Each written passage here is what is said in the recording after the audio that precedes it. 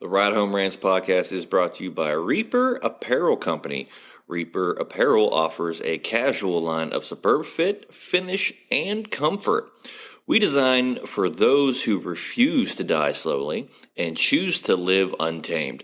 For those who aren't afraid to face the dark, for the ones that thrive in it, and for those who can appreciate life through a grim lens. That's Reaper Apparel Company.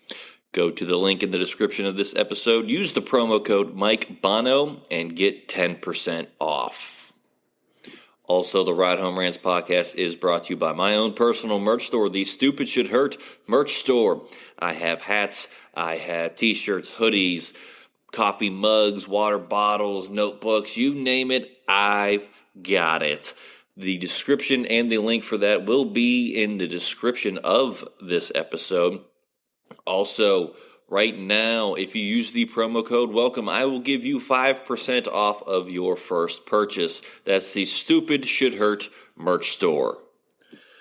Also, the Ride Home Rants podcast is brought to you by Tactical Brotherhood, all American-made apparel, which helps support the Second Amendment. You can also find all this in the description of this episode with the link, Tactical Brotherhood.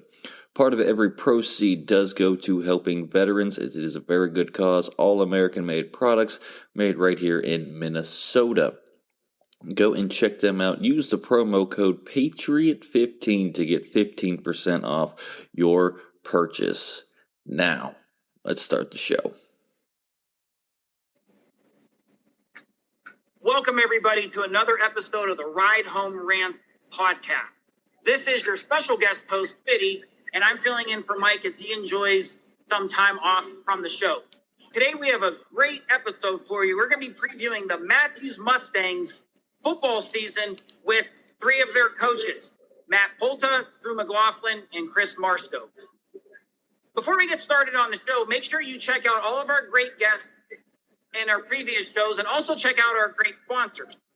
All of our sponsors contribute to the show directly, and anything you may purchase from them goes directly to good causes. We also have two newer sponsors that we'd like to talk about, and that's W Energy. Energy drink made for gamers, streamers, and podcasters alike. Made for gamers, streamers, and podcasters. So they all coincide with one another. They're a great drink. You don't have to drink Red Bull anymore, or your 4 cups of coffee. One drink of this that's great for the day. The other one is Shank It Golf, which is made for the everyday golfer.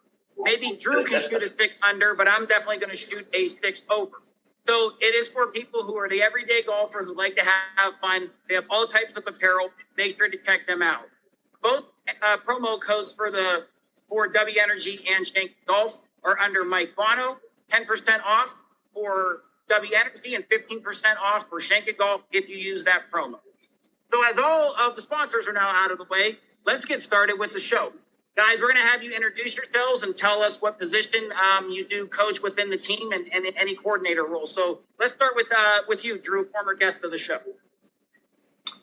Yeah, Fiddy, thanks for having me on again. There's always fun coming on. I am the offensive coordinator with the quarterbacks. I help out with linebackers defensively, and that's about it. Chris, let's go to you next. Yeah, I appreciate you having me on, Fiddy. I'm the defensive coordinator. I spent my last 5 years at Niles under Jim Perry. He had a good run during his time here at Mathews, and I take care of the inside linebackers and I help out Coach McLaughlin with the running backs on offense. Awesome. And finishing up with the head coach, Coach Polta. Obviously, I'm the head coach, and I also work with the offensive and defensive lines. Okay, so these guys today have a lot of experience from coaching all over and have a great preview show ahead of you for Matthews. So, guys, let's kind of start the show with this, and we'll give each one of your answers. So, Chris, you kind of hinted on it. Let's start with you, though. Tell us about how you got into coaching and where you've all coached. So, my coaching career in my eyes kind of goes back to when I was a little boy. I realized real quick I wasn't going to be big enough to play at the next level. I spent time as a water boy for my cousins under Dick Angle and Hallen. Got to be around that program, see a lot of good things there. And then I'm a Lakeview kid, so you get older wearing the Howland stuff, the school kind of gets a little awkward. So came back over, Coach Pav was my coach there. Made it to the Sweet 16 2 times during my run in high school. Left there, went to Ohio University for a year. What a beautiful place. Good times. But came back. Same year, Bo Pelini was hired at Youngstown State. Interview with Ron Stoops. They went ahead and took me on just a couple weeks after he got hired. And that kind of spawned my coaching career officially. Spent 3 years there. 2015, when we were kind of not very good. 2016 was really cool. Got to go out, play Cooper Cup, got some really cool experiences like that. Go to the title game, cool stuff. And then, it's different when you're on top. My last year there in 2017, we were the hunted, and, that changes a lot of things. So, expectations kind of set the bar sometimes, and right or wrong. And that was definitely an interesting perspective that gave me. Out of there, I got hired at Brookfield, but Coach Perry, we have friends with his nephew. It's actually my brother-in-law now, on how that all works out. But I spent my last 5 years there on his staff, really learned a lot. Larry Kemp's there, Ryan Bear, a lot of good things on defense. So really well-rounded in terms of my background, the people I've been around, and feel really privileged to kind of have the pedigree that I have at such a young age. Awesome. Drew, let's kind of go to you next. I know you've talked about it on other shows, but let's kind of reintroduce how you got into coaching and where you've been during your coaching journey.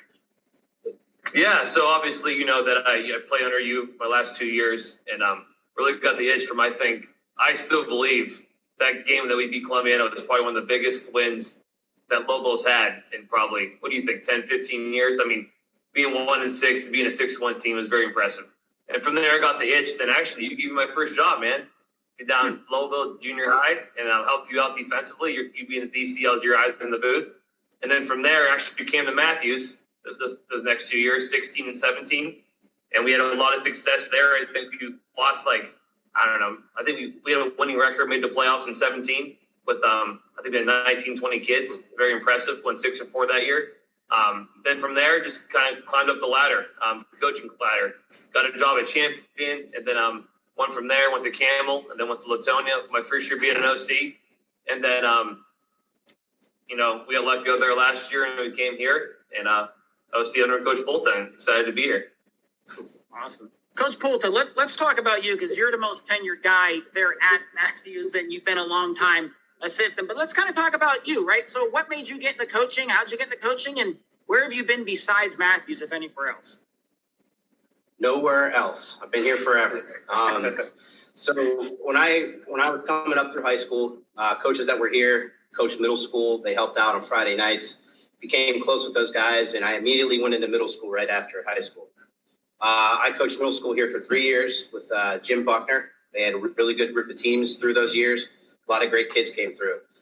I ended up moving away for about 3 years, from 2008 to 2011. I didn't coach those years. I was out of state.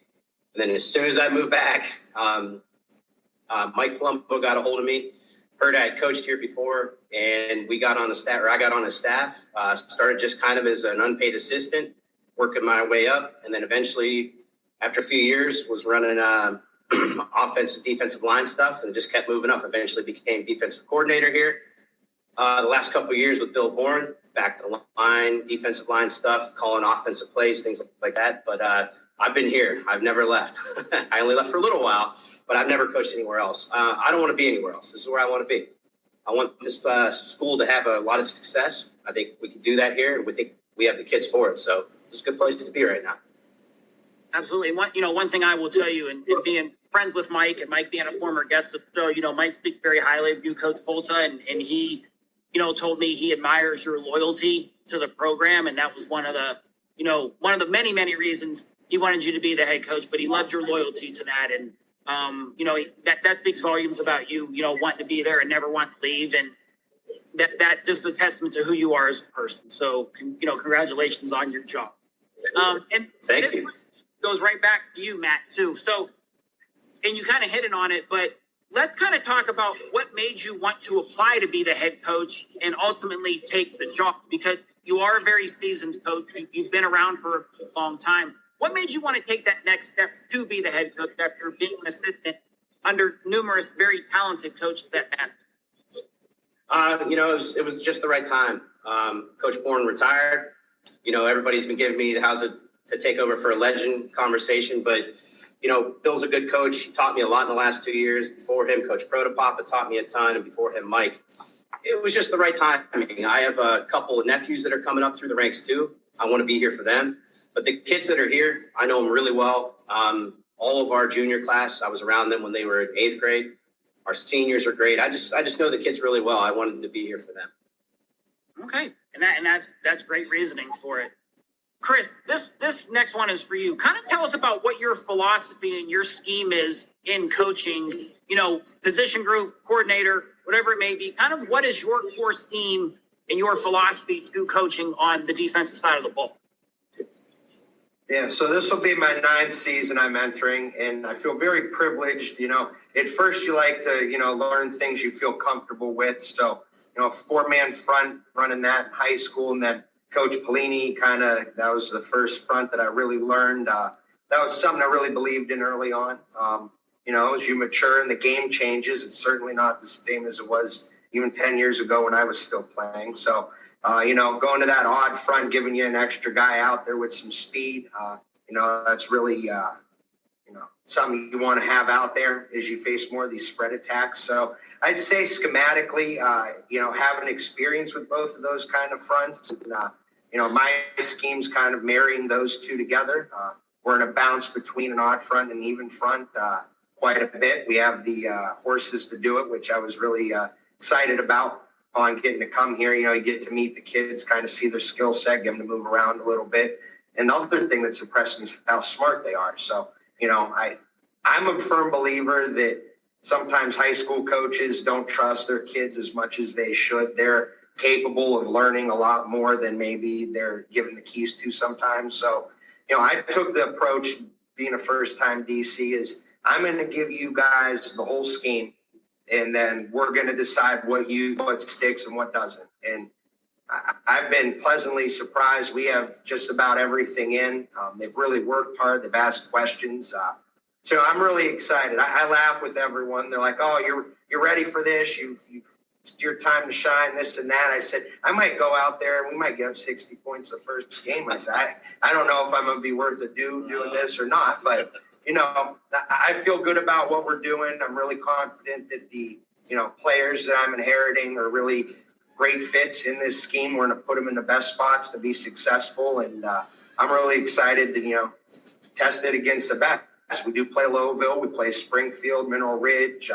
We got to get over the Pie Valley hump here. They beat us the last couple years. So I'm really excited to get to try it against the schedule that we have. And, we're going to find out a lot. We're going to find out about the players, the program.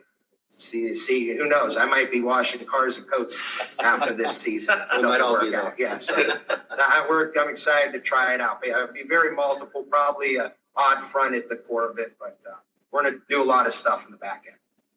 Okay. Well, that was very informative. Thank you for that. And, watching Matthews last year before Drew got the job and Matt got the job and you guys were all there, we were at the playoff game against Springfield, I believe, Drew, on that. And Drew and I were talking, and, we were very impressed with the size and some of the returning players, and talking to some of the people associated with the program, with bringing a lot back. And I was like, wow, these are some bigger dudes, some guys that can move around, that can play hard, hit hard. So definitely, looking forward to some nice things on the defensive side of the ball for you. Drew, let's kind of go with you with the same thing. Where is your offensive philosophy and scheme going to be, at this season? And, what are you looking for? Yeah, so I'm a firm believer in making putting the kids in the best position to be successful. You can I could have a scheme that I believe works, but if I come to a program that doesn't fit that mold, then it's not going to be worth a damn. So we came together, me and Coach Polta sat down and just talked about what works for the kids that we have right now, and we've seen that, and we have a lot of athletic kids that can move around, and we have a good quarterback that's he's been in the program in the last 2 years. He didn't play it, but you can tell he's a good guy. He's a good quarterback. So he's going to be our guy, Trenton Hyde. And we have a lot of good receivers. We have a very athletic line that can move around. We pull some guards and stuff. So we're going to stay in that I formation. We have a good fullback in Timmy Gregorino, two good running backs in Zach Mazie and Dom Toto. They're going to be a good tag team with each other. So we're going to start with the I and then work our way out, do a 2x2 aces look, a 3x1 trips look, maybe have a tight end with a pro ace. We have 3 tight ends on a roster of 30 kids, which you don't see that too often, having 3 tight end builds that are athletic, that can block, that can catch. So we're very lucky there. But we have a lot of depth offensively, and we're going to stick to that, stick to what fits us best, then go from there. But, yeah, I'm very excited. I'm very excited to get out there. In 2 weeks, we have first scrimmage Grand Valley, and then 6 days after that, it's East Palestine, and then 5 days after that, in Jacksonville, man. We're right here, man. We're about 29 days away. Yeah, definitely a great start to the preseason for you guys and the regular season. And when you got tight end depth like that, and it brings me back when I was a head coach at a previous school, we had 2 big tight ends and we had plethora of receivers. And I think the one thing, and we weren't very good offensively, and that's probably my fault. But one thing that we found in one of the formations when you have tight ends like that is if you can go almost trip to the wide side with the tight end as the wing to that side and a backside tight end out of empty, defensive teams have a very, very hard time adjusting to that because sometimes they'll call the strength to the tight end on the pro or con, or they'll call it to the wide side. But they'll shift the whole defense either way, and you can get a lot of good mismatches in there. So using the tight ends, I think, like that, for you guys and having that plethora of them to line up and give fit offensively, will definitely be great for your offense because you're going to put defense in bad situation. So absolutely, Matt, 2 juniors, so we have most of them will be back next year too. So we're going to have a lot to work with. So you guys, then you can have a lot to do that for the next few years with that. So yeah, don't give too much away though, Fitty. This is public. You can't give too much away. So, Coach Polta, I want to kind of start with you with this, and then we're going to get in a little bit with Coach Marshall and Coach McLaughlin of what they think too. But your schedule has changed a lot from the past couple years. With a lot of new additions, New Falls, Blowville, so forth and such. What are you thinking about these new games? Are you excited because these are new to the schedule and teams they haven't played before? And kind of what are you looking at outside of the league games with these non-league games? I think it was the right choice. We want to be prepared for a playoff game. We hope this year, especially with the teams we play, we got a ton of Division VI schools. We're really thinking that we could host a playoff game. We have a chance to really win one this year. That's the main goal. And to do that, we got to play a little bit better schools, and that's for sure. I'm excited about it. I think the kids that we have are up for the challenge. I think the kids we have are excited about it. We've been talking about it all off season since we'll be getting into camp here, close to it. The kids are ready to go, and I think it's a good thing. It'll be tougher for us for sure, but I think the kids are ready for it. Yeah, and I think, and these are conversations I've had with people, I think if you can be 6-4 and ready for the playoffs and get that 7-8 seed, compared to being 9-1 and getting a 9 or 10 seed and then getting, a bad matchup in the first round and just rolled. I would rather take the 6 wins and be competitive, right, than the 9 wins and get rolled. So, talking about what you were saying. Yeah, exactly. I mean, if we go 6-4, we go 7-3, we're still going to have a good spot, a good seat because the teams we're playing. It's just the way it is. So I think it's a perfect opportunity for us to, change things up, really beat expectations of our team that everybody has. And I think looking back last year at the different regions, there was a team, and I want to say it was one of the schools in Cleveland.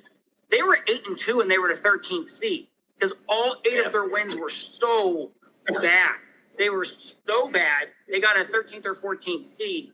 I'm not going to bring what school it was up, but it was in the Cleveland area. Coach Marshall, you kind of hit it on it too, but what are you looking forward to with this new non-league schedule? My background is you always want to test yourself. Coach Angle would go out and schedule Benedictine.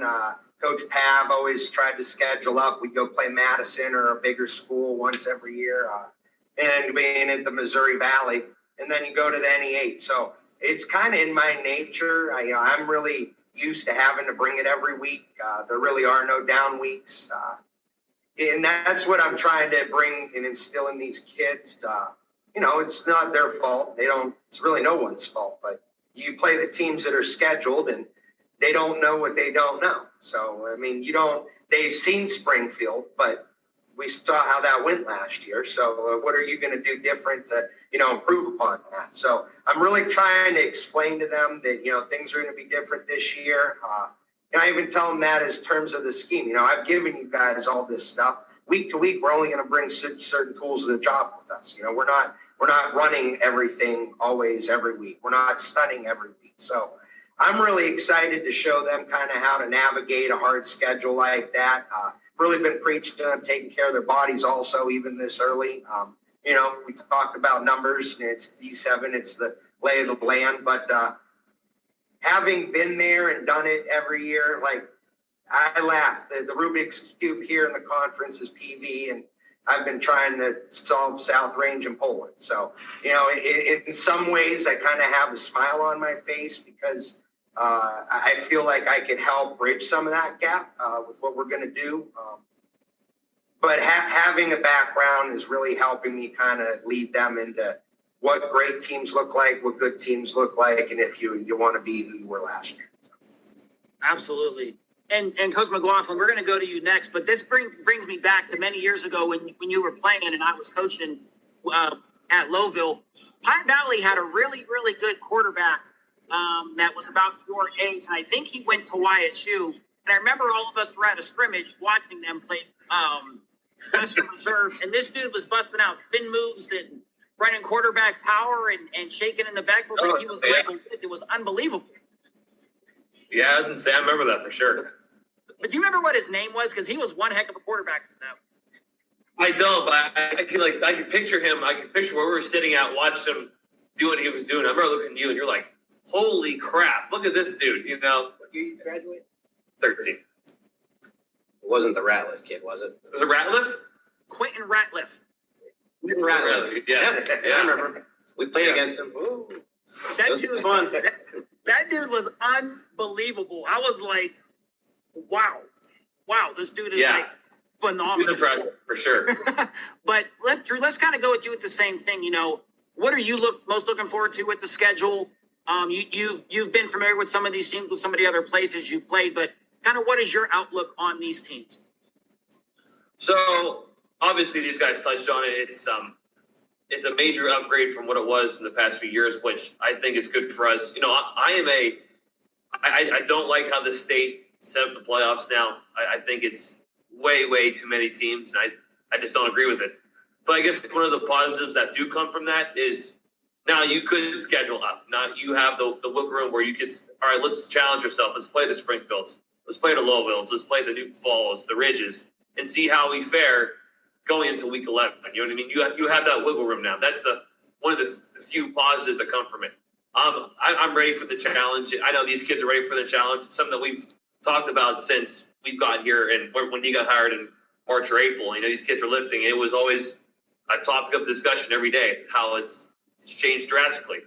And even up right now in July, we're going up there. We're talking about, it's not the teams that we played before. It's a whole new ballgame now. And these kids need to realize what we're going against. And I think they are starting to realize the intensity that we need to bring every day to show what we're going to be seeing on a 10-week basis. I'm excited for it. I love the challenge. Like you said, a lot of D6 schools, but there are 2 D7 schools in there that are in our region as well, that if we want to do something, we probably have to either play them or they're going to be in the mix as well. So we're going to get a good taste week 4 and week 5. And then from there, we'll kind of judge and see where we're at and where we're going to be.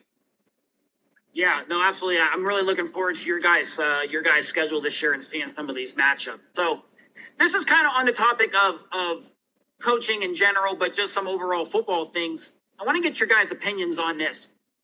Referees are starting to trend downward across the nation in all sports. States are starting to have shortages of referees in football, and Ohio is going to eventually catch up to that shortage.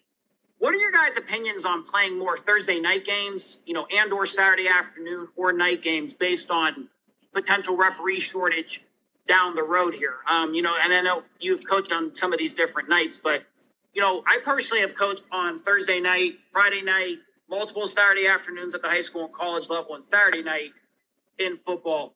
What are your guys' thoughts on that? Would it be interesting to you to play on Thursdays or Saturdays or just Fridays? Or we'll kind of get into all that. But Drew, let's kind of start with you on that. What are your thoughts on that? So we have 2 Thursdays and a Saturday game this year. We open up on a Thursday against Jackson. Our week 3 is Saturday against the Falls. Then we play St. John's on a Thursday, week 6 or 7. I can't remember which one it is for sure. I really, personally, I don't like Saturday games. I just, Thursday, I'm okay with. Saturday, it just kind of adds that extra day, and you feel like you're just wasting time in a sense. I'm not a big fan of Saturday games. Thursday, Friday, obviously Friday, but Thursday I'm okay with. I'm a guy that just line the football up, let's just play. I really don't care if it's on Wednesday afternoon in the parking lot. Let's just line up and play. So, yeah, it is what it is. It's something that's out of my control. I just look at the schedule and we go from there. Chris, let's kind of go with your opinion on that. And you've coached on Saturdays at the college level, but, and I always say, even before you go, there's nothing hotter than a Saturday afternoon in September. So with football, but what are your opinions about potentially playing more Saturdays and or Thursdays? Yeah, it was always tough on Saturday, YSU going up against Ohio State. It always seemed like the one home night game we'd get a year. Big Ten Network would throw on Rutgers and Ohio State and really try to screw us over. But, growing up, it was always really enjoyable. High school on Friday, college on Saturday, NFL on Sunday. Like you mentioned, though, as you get older, you get to play on these different days and all that. I'm under the impression now to get as many eyes on you as possible. I really relish the opportunity to get to play on different nights, especially week 1. I think that's kind of cool. Everyone's chomping at the bit. They just want to go watch football. And that's something I try to tell the kids. Like I touched on earlier, it's different when you're the hunter going to the hunted. And I feel like getting to play in some of those situations, like week 3, our home opener, that's a Saturday. I don't know how many other Saturday games are in the area, but that's a chance where, we want to come out, watch some football that gets some extra people in the seats.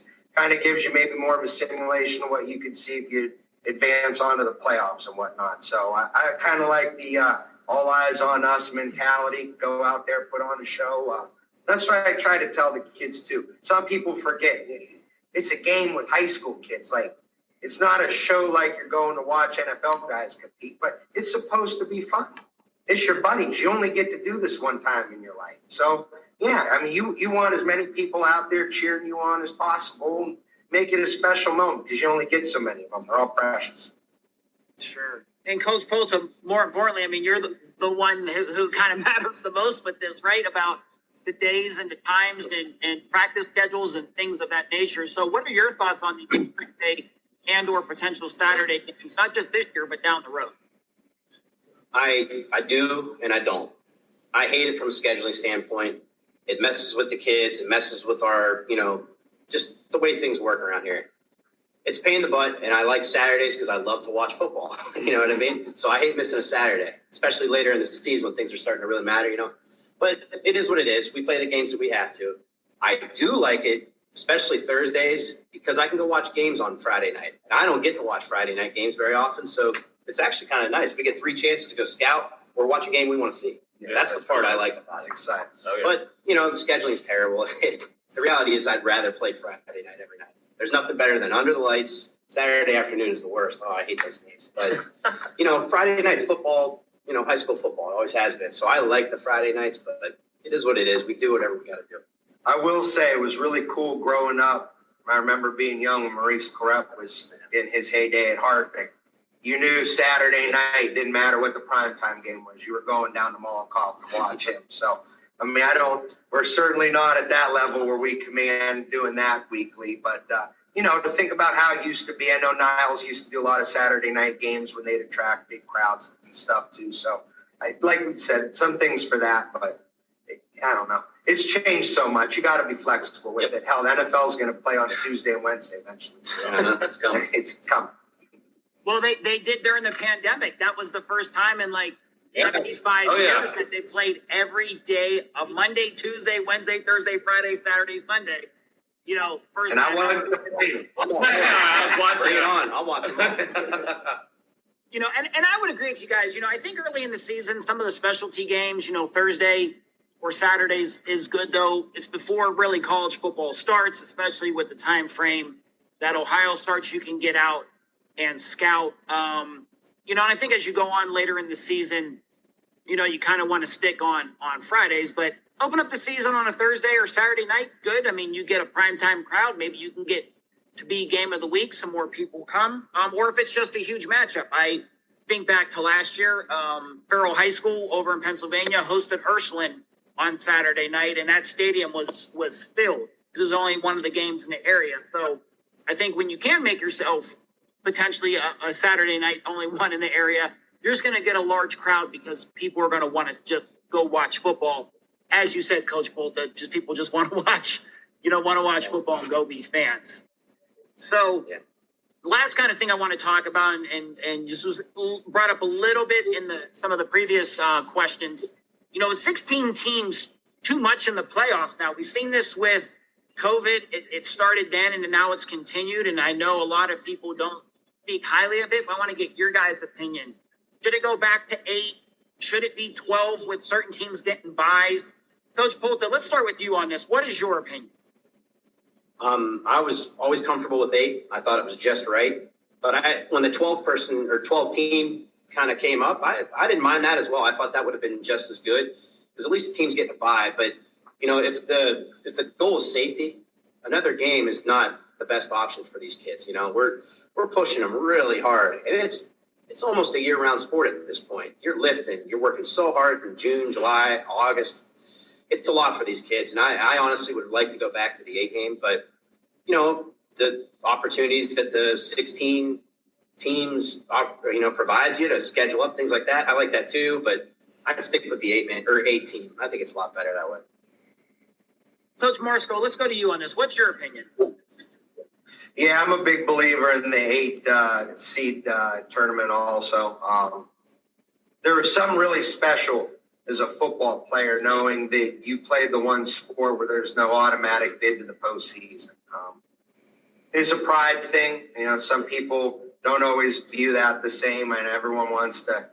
I feel like it's funny. Everyone's got a playoff shirt each year now because everybody makes it. I feel like some of the exclusivity of it's kind of, you know, tarnished a little bit by that. But, you know, people make a lot more than the 3 you're looking at.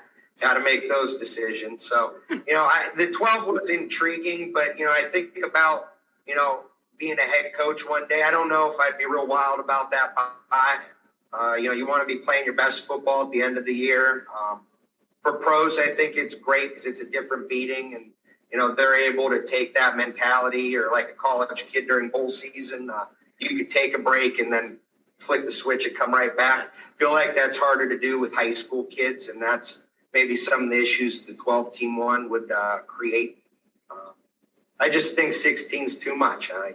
There's making it when you were in the 8-team playoff, I felt was a much grander accomplishment than maybe even necessarily winning a playoff game under this new format just to get to that same number of qualifiers left. And Coach McLaughlin, let's finish up with you on this question.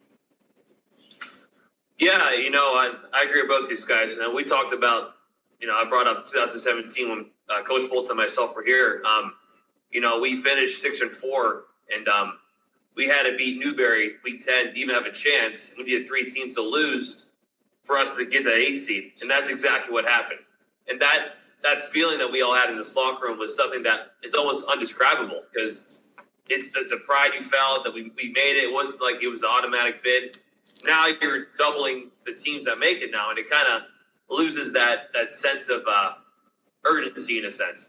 But I circle back always to, you know, these regions, there's about 32 teams in it. And when you're in that 15, 16 range, you know, like, you know, Coach Marso said, when he's a head coach or I'm a head coach one day, you're thinking, like, do we really want to travel to, you know, whoever the 1 seed is or the 2 seed to play a game? Could be 3 hours away. You could be riddled with injuries. And you want to talk about safety. I mean, that's one of the biggest things. And I'm a realistic guy, a realistic coach, and I know some coaches will come in hooting and harlot saying, let's take down the big guy, but at some point you got to be realistic and in that kind of sense. So I think they did the kids a huge disservice on that part of it. But like I said, I control what I can control, and I can't control that. So 16's the number, and we're going to coach it up and play it up and see what happens. And Coach McLaughlin, you and I have talked about this too, and it's about those, like, when you get the 1 verse 16, 2 verse 15, 3 verse 14, there's such bad matchup. I think back to last year, and correct me if I'm wrong, and you guys may or may not remember, but I'm pretty sure Fairport Harbor got into the 15th or 16th seed at like 4-6 or 3-7, and got matched up with JFK. And granted, JFK only beat them 40-14, but JFK, I believe, pulled all their starters. Otherwise, that game could have been 90-14. And it kind of touched on what we talked about. Is this worth it? Is it worth going to lose by 60 points, 70 points in the first round just to say you made the playoffs? I don't have that much pride to say we made the playoffs at 3-7. We lost by 70. I'd rather play week 10 and, go home and let the kids be kids. I know you and I have talked about that. And I think also because some teams are playing such bad schedules, right? They're getting the 8 or 9 seed at 8-2, 9-1, and the 6 and 4 is getting the 8th seed, and you're just getting crushed. And, there's a couple perfect examples over the past couple of years of teams doing that. And I'm like, you really want to beat a 9th seed at 9-1 and go lose by 30 points in the first round? That don't look too good either. For that. Exactly. So I think it ties into what you guys are saying about too many teams and going back into playing better teams, right? To try to get that higher seeding in the playoffs. No, I believe, say they had 12, my senior year, remember, we finished 4-6. We were 12th in the region, and we went on that last 3-game winning streak. Now, if we put a 1 seed, I think we could have competed. I think we were on a good run there. We beat 2 really, really good teams in Southern Local and Columbia. Or I think we would have played Mogador, I believe, or someone like that, where I think we could have competed in a sense. I don't know if we would have won, but it would have been a bigger beast. And that's the one of the 12 teams make it okay. I can see that. It makes kind of sense. But 16, you're talking 15, 16 seeds. That's, I don't know. I will say something. You made the playoffs when you played, did you? I did not, no. You did not? Looking back, I never made the playoffs when I played. I think I would have been okay with getting beat up, being to 16 seed, because I just would have liked to be able to say I did, That's, and I know with 16 teams, it's not quite as good as it used to be, but I don't know. I would have taken a beating just to say I was there once. And to kind of piggyback off Coach McLaughlin, how I said about those top 4 seeds not wanting a rest, really think that structure kind of lends its hand a lot more upsets. Yeah. Because you do get a team that's on a little bit of a run that, okay. I think there's a big difference every 4 seeds you go down. There's a big difference between the 12th seed and the 16th. You get one of those top 4 seeds where, they rest on their laurels, they're off a week. I think that really lends its hand to more upsets, honestly. Yeah, I'd like to be the team that doesn't have a break in a 12-man. Yeah. I would love to come in and steamroll, Get one of them off a bye. Yeah, exactly. For sure. Sure, and I think back to the past 2 years of what it's been with the playoff structure, and I believe really one of the only true teams to make a run as a deep seed, like a 12 seed, was actually Lake Catholic out of Menor in 2020, made the state championship game as a 12 seed. But that was almost, one of the lowest seeds that did it. I don't really remember any other seeds in the past few years even winning a playoff game, let alone doing that. Right. But it happens. It could. It could happen. You never know. It could. It could. And I think, in my opinion, I would agree. I think 12 teams would probably suffice. So before we get going, we haven't done this in a few weeks on our shows, and typically Drew has been a part of this, and we have a little segment called the Fast 55, which is 5 random questions for our guests. Now, since there's 3 of you, we're going to do 2 questions each, so we're going to call it the Super 6-pack of questions. So you have 1 football question and 1 non-football question. So, Coach Polta, we're going to start with you with the non-football question. Which is better on a burger, ketchup or mustard? I actually like mayo, but ketchup. Ketchup. Okay. Coach McLaughlin, what is more overrated or underrated in this thing? Regular cherry. Are they more overrated or are they more underrated? Regular what? You broke up. Cherries. Overrated. I'm not a big cherry guy. Okay. I love them. Coach Morrison. But I will say, I don't like the actual cherry, but like a high noon black cherry is fantastic. It's fantastic. All right, Coach Marsko, your non-football question. Do ducks or penguins seem happier? That's a tough one. Ducks can fly, can't they? Yeah. Ducks got to be happier then. They got a better modality of getting around. Penguin looks like me stumbling through the house at night. I'd be a duck. Ducks got to be happy. Ducks get hunted, though. I don't know. Yeah, ducks do get hunted, Flying around having a good Survival time. of the fittest, Darwinism. All right, we have three questions, one for each of you that are related to football. Coach Polta, we'll start with you. Joe Montana or Big Ben Roethlisberger, who is the better quarterback? I never watched Montana. It's only because you asked a Pittsburgh fan. Yeah. This is a really easy question to anyone else. Yeah. I'm not a Pittsburgh fan, no. I really enjoyed watching Ben play throughout the years. Just, he took such punishment. I mean, he really took punishment, and he always played. He never backed down, all that kind of stuff. But Montana, he's won a ton, so I'm going to go with Montana. He hates Ben Roethlisberger. Oh, you hate him? I don't hate him. I'm not a Pittsburgh fan, but I don't hate him. I get how good he could or he was. You got good appreciation. I got respect for him. I got respect. Yeah. Here's what I'll say about Ben Roethlisberger. I do admire he played through a lot of pain. The dude played through a lot of pain. But he was also the luckiest quarterback ever because he played with the most dynamic players at that time in the league. But as a quarterback, he couldn't carry Dan Marino's cleats as a true quarterback. So I'll tell you what, the one time, the most respect I ever had for Roethlisberger, when I lived down in Baltimore, I watched this game where Haloti Ngata put his hand right through his helmet, broke his nose in half. His nose was like this. And he goes to the sidelines, they put it back in, he finished the game, no problem.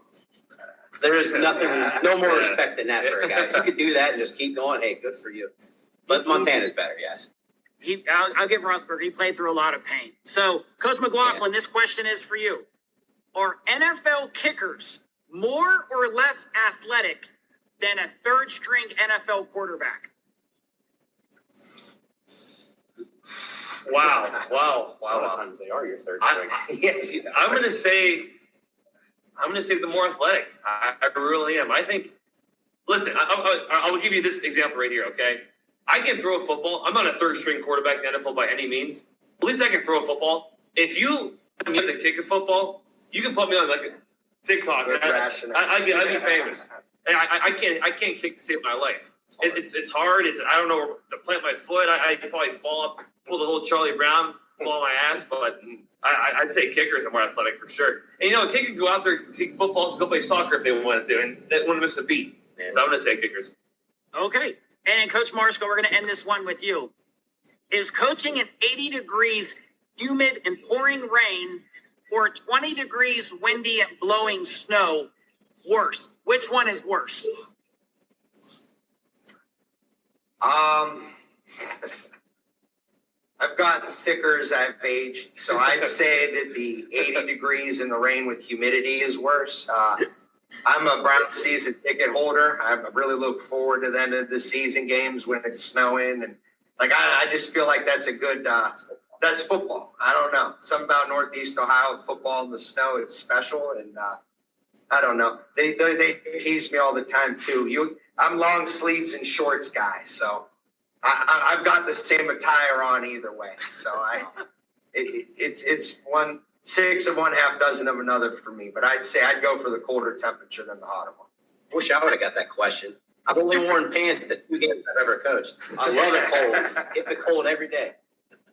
Well, it's been so Fitty, nice the which past one- few falls. You don't have to really wear pants when you've been coaching. It's been so nice. No, Fitty, what do you pick? kind of cold. Snow or rain? Years. Oh man, I've coached in both.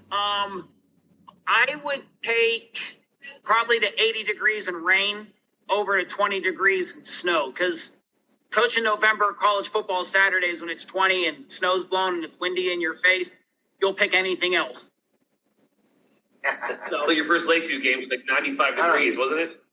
Yes, my very first game as the head coach, we got moved to Saturdays. We had our students got sick with hand, foot, and mouth. We actually had a breakout in a team, so we had to move our game back. But the compromise was we were playing away. We had to play at 1:00 on August 28th. So it was 85 at 10 a.m. and it was 97 at kickoff at 1. It was the hottest football game. There wasn't 1 ounce of wind, shade, nothing. Just nothing. So, my very first game as the head coach, it was 95 and about 130 in the sun right in the middle of the field. It was not fun. Not fun. Thanks for the reminder, Coach. You won. That's all that matters. I did. Got the I win. won. I did. My first game, I won. And then never won after that again. Unfortunately. Ouch. So, well, thank you to Coach Polta, Coach Marsko, and Coach McLaughlin from the Matthews Mustangs football preview show. We wish you guys the very, very best of luck. I know that I will be following you guys a lot. I know Mike will be following you guys as well. I know you have some games kind of all over the map, so hopefully some of these listeners can come check you guys out. As always, be a friend, tell a friend if you love the show. And if you didn't, tell them anyway, because I bet they like it just because you did it. Thank you to you guys for being on the show. That's going to conclude this week's episode of Ride Home Rants. We will see you next week. The Ride Home Rants podcast is brought to you by W Energy. Energy drinks made for gamers, streamers, and podcasters alike. For gamers, streamers, and podcasters alike. Go to the link in the description where you can find the best energy drinks out there. Less caffeine than a cup of coffee. Also, no jitters and no crash afterwards. Use the promo code Mike Bono and get yourself 10% off. Also, the Ride Home Rants podcast is brought to you by my favorite sponsor of the show, and that is Shankit Golf. Golf apparel made for the everyday golfer. We might not go out and shoot a 6 under par. We're probably going to shoot a 6 over par, but this is going to give us the gear that's going to help us rock it on and off of the course. Go to the link in the bio, use the promo code Mike Bono, and get yourself 10% off there as well.